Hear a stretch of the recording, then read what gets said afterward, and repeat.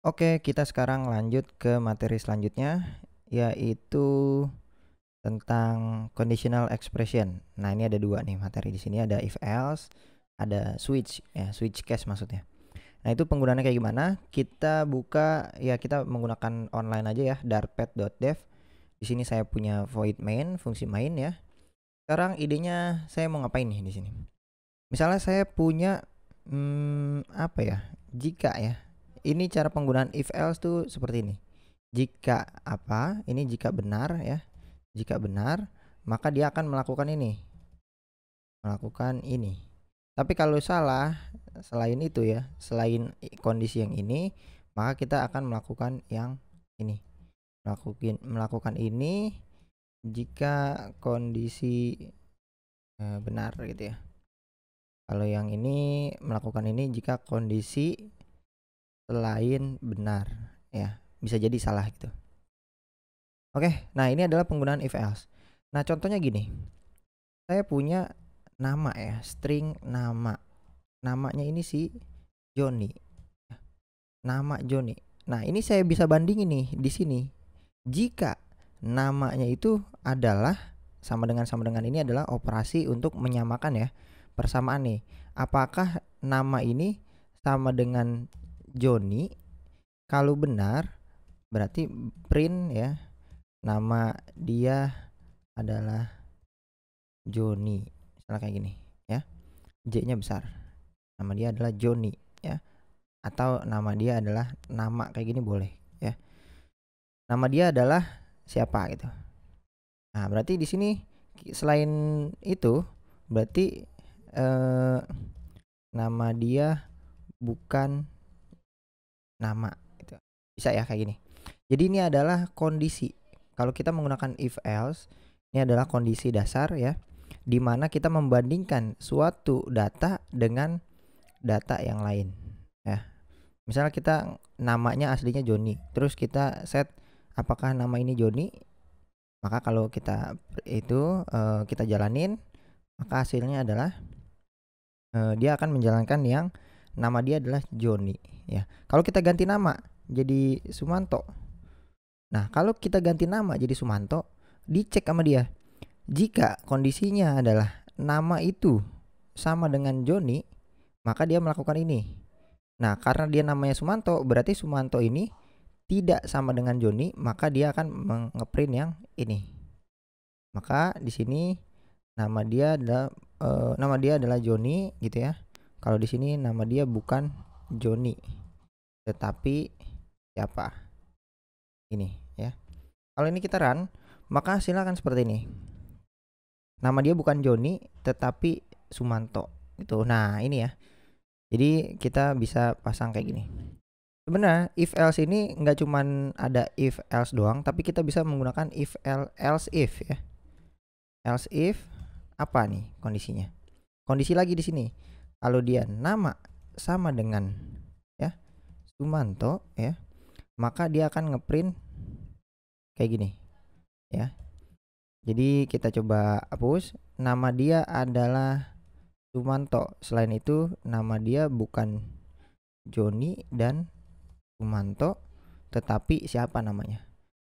Nah, gini bisa ya. Jadi kalau namanya itu adalah Joni, kita save, kita run, dia akan ngeprint nama dia adalah si Joni. Dia akan ngeprint yang ini nih.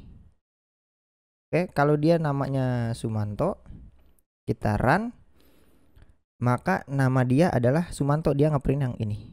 Kalau bukan Joni sama Sumanto, misalnya Sukijem ya. Kalau kita run, maka nama dia bukan Joni dan Sumanto, tetapi Sukijem. Nah, ini bisa ya.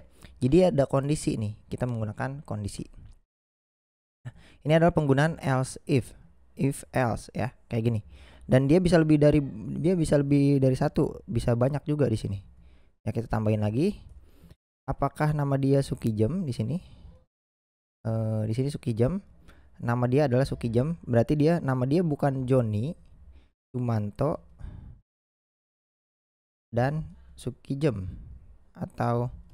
ataupun Sukijem, tetapi siapa namanya?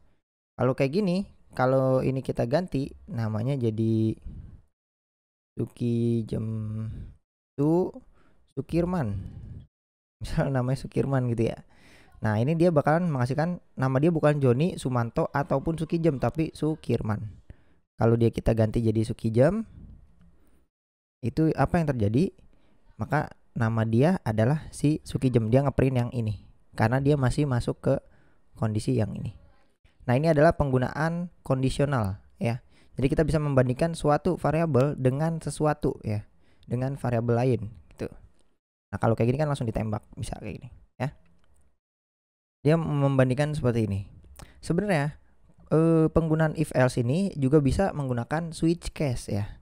Kalau kita menggunakan switch case di sini, switch ya, kita akan men-switch si nama ini ya. Kita akan men-switch namanya. Kalau kasus namanya itu adalah ya si Joni,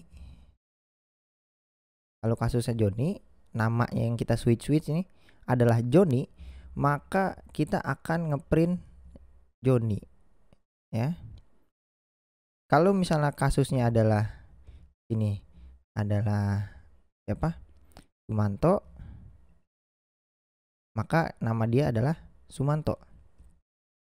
Kalau kita paste lagi nih, kita copy sampai sini, kita paste. Kalau nama dia adalah Sukijem, maka nama dia adalah Sukijem. Selain itu ya, kalau selain itu kita bisa menggunakan default ya. Berarti dia default tuh nggak ada namanya. Maka kita bisa menggunakan kayak gini. Nah, ini bisa nih ya. Jadi penggunaannya bisa kayak gini. Nah, PR-nya di sini adalah setiap case itu kita harus break dia.